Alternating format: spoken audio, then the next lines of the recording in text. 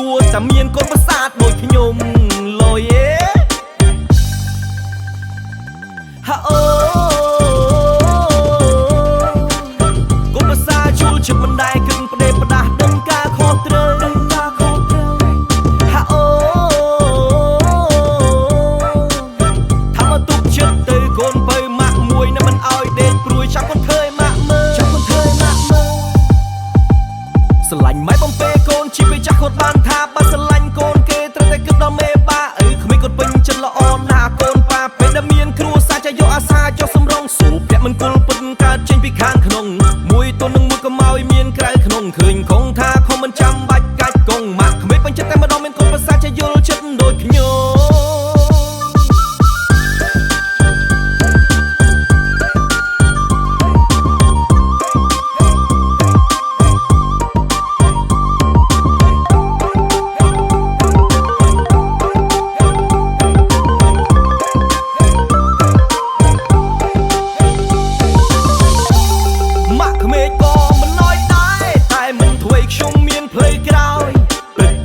ខ្លួនឲ្យហើយជូនដំណើរម៉ាក់ក្មេក